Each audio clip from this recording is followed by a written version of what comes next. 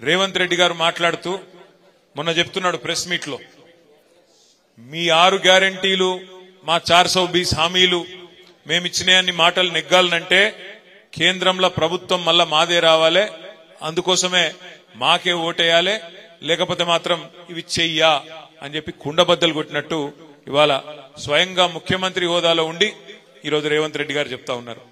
ఒక మాట మీరు అందరూ కూడా దయచేసి ఆలోచించాలని చెప్పి నేను కోరుతా ఉన్నా. ఒక రకంగా చెప్పాలంటే ఈ ముఖ్యమంత్రి గారు మొన్న ఆయన చెప్పిన మాటలతో మనకు అర్థమయ్యేది ఏంటంటే ఆల్రెడీ చేతులు ఎత్తేసిండు, నాతోని నేను ఇచ్చిన హామీలు అమలు చేసుడు నాతోని కాదు అని నిజంగా కూడా చేతులు ఎత్తేసినట్టే అనిపిస్తా ఉన్నది. ఎందుకంటే ఆయనకు కూడా ఎరికే ఆ ఇండియా కూటమిలో ఎవరు లేరు. ఇవాళ కాంగ్రెస్ అంబడ మమతా బెనర్జీ గారు వెళ్ళిపోయినారు, నితీష్ కుమార్ వెళ్ళిపోయిండు, అఖిలేష్ యాదవ్ ఆయన దారి ఆయన చూసుకుంటున్నాడు, కేజ్రీవాల్ వెళ్ళిపోయిండు, కేరళలో సిపిఎం వాళ్ళు వెళ్ళిపోయినరు, అక్కడ ఒక్కడు రాహుల్ గాంధీ మాత్రమే మిగిలిండు. కాబట్టి వాళ్ళు వచ్చేది లేదు, సచ్చేది లేదు.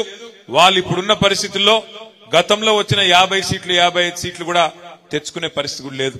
ఇవాళ నిజంగా కేంద్రంలో బీజేపీని ఆపే సత్తా ఎవరికన్నా ఉంది అంటే బలమైన ప్రాంతీయ నాయకులు కేసీఆర్ గాని, మమతా బెనర్జీ గాని, కేజ్రీవాల్ గాని ఇట్లాంటి నాయకులకు ఉన్నది తప్ప కాంగ్రెస్ పార్టీకి ఆ సత్తా ఎంత మాత్రం కూడా లేదు.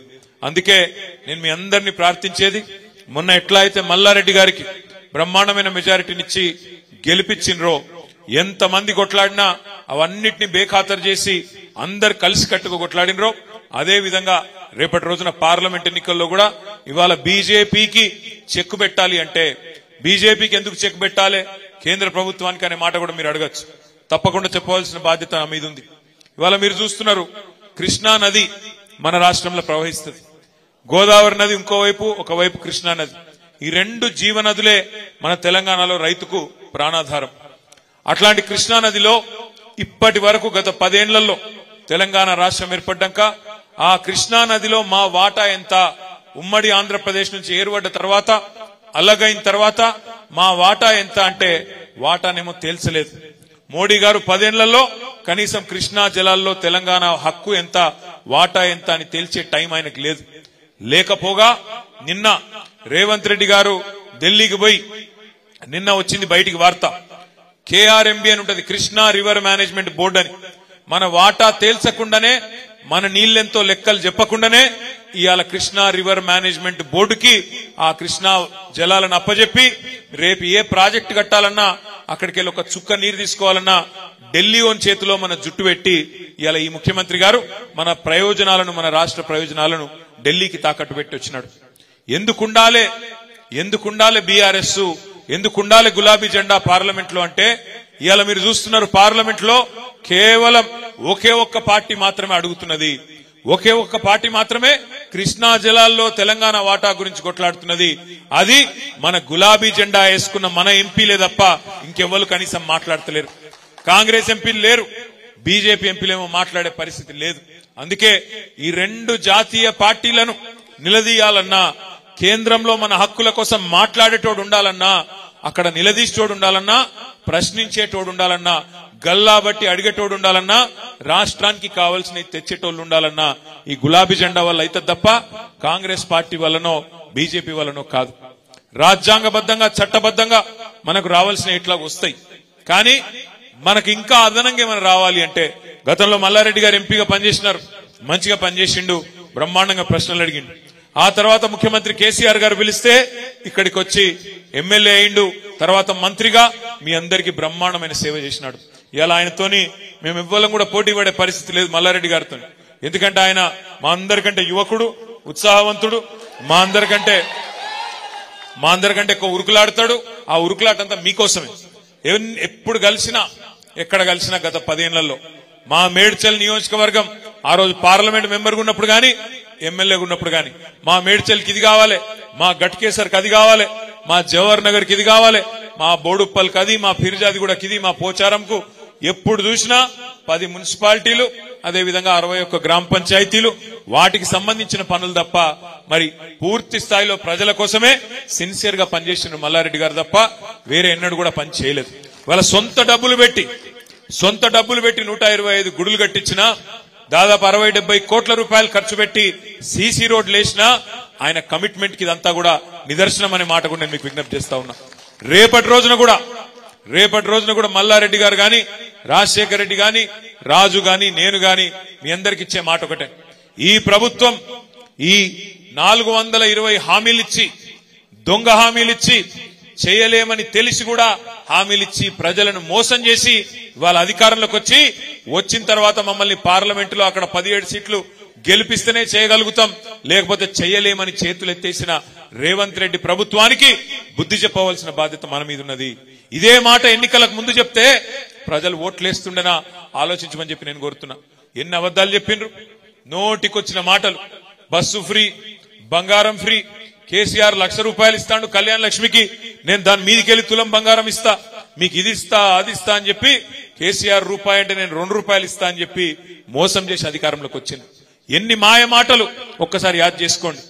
ఏమన్నాడు ఆనాడు, డిసెంబర్ 9 నాడు నేను అధికారంలోకి వస్తున్నా, రైతులు ఇప్పటిదాకా రుణం తీసుకున్న లెవెలనుంటే అర్జెంటుగా ఓన్రి బ్యాంకుకు 2 లక్షల రుణం తెచ్చుకోండి, నేను చెప్తున్నా నేను ఒక సంతకంతో మాఫీ చేస్తా డిసెంబర్ 9 నాడు అన్నాడు. డిసెంబర్ 9 పోయింది, జనవరి 9 పోయింది, ఇంకో వారం అయితే ఫిబ్రవరి 9 వస్తుంది. ఇప్పటి వరకు అతి లేదు గతి లేదు రైతు రుణమాఫీ. ఆడబిడ్డలకు చెప్పిండు, ఏమన్నాడు, మహాలక్ష్మి అనే పథకం తెస్తా, ₹2,500 ఇస్తా నెలకు కోడళ్లకు, అత్తలకేమో 4,000, కోడళ్లకు ₹2,500 ఇస్తా అని చెప్పిండా లేదా? మరి ఇప్పటివరకు చాలా అయిందా? 100 రోజులు అన్నారు, 100 రోజులు కూడా చూద్దాం, తొందర ఏం లేదు. మార్చి 17కు 100 రోజులు నిండుతుంది. రాష్ట్రంలోని 1,57,00,000 మంది ఆడబిడ్డలు ఎదురు చూస్తాండ్రు. 18 ఏళ్లు నిండిన ఆడబిడ్డలు 1,57,00,000 మంది ఓటర్ లిస్ట్ లో నమోదు చేయించుకున్న వాళ్ళు ఉన్నారు.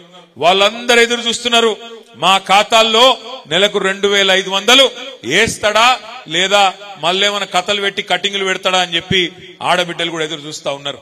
అదే విధంగా ఫ్రీ ₹500 సిలిండర్ అన్నారు. ఇంకా చాలా మాటలు చెప్పిండ్రు, 1-2 కాదు. రైతులకైతే బోనస్, క్వింటల్కి 500 బోనస్ అన్నారు. రైతు కూలీలకు 12,000 అన్నారు. ఇవాళ ఏం పరిస్థితి వచ్చిందో 50-60 రోజుల్లోనే మీరే చూస్తా ఉన్నారు. ఫ్రీ బస్ అని పెట్టిండ్రు. మరి ఆ ఫ్రీ బస్సులో ఇవాళ పరిస్థితులు ఎట్లున్నాయో వీడియోలు తిరుగుతున్నాయి, సోషల్ మీడియాలో మీరే చూస్తున్నారు. ఆడబిడ్డలు ఒకరినొకరు కొట్టుకుంటున్నారు. ఆ బస్సు డ్రైవర్ ఎక్కే సీట్లకే లెక్కుతున్నారు, కండక్టర్లు ఎక్కే దానికే లెక్కుతున్నారు, కిటికీలకే లోపల దుక్కుతున్నారు. ఒకళ్ళ జుట్లు ఒకళ్ళు పట్టుకొని కొట్టే పరిస్థితి వచ్చినది, చెప్పులతో కొట్టుకుంటున్నారు. అంటే బాధ ఏంటంటే, ఒక దిక్కేమో మగోళ్ళు టికెట్లు పెట్టి కొనుక్కున్న మగోళ్ళేమో వాళ్ళు నిలబడతాను, ఇటు ఆడబిడ్డలేమో సీట్లు దొరకక వీళ్ళు కొట్లాడతాను. అక్కడ ఆటో వాళ్ళేమో 6.5 లక్షల మంది ఆటో డ్రైవర్లు కడుపు గాలి. ఆఖరికి నిన్న ఒక ఆయన ఆటో కూడా తీసుకుపోయి ముఖ్యమంత్రి గారు, డిప్యూటీ సీఎం గారి ఇంటి దగ్గర తీసుకుపోయి అక్కడ వాళ్ళ ఇంటి ముంగట్నే కాల్ చేసిన పరిస్థితి వచ్చింది.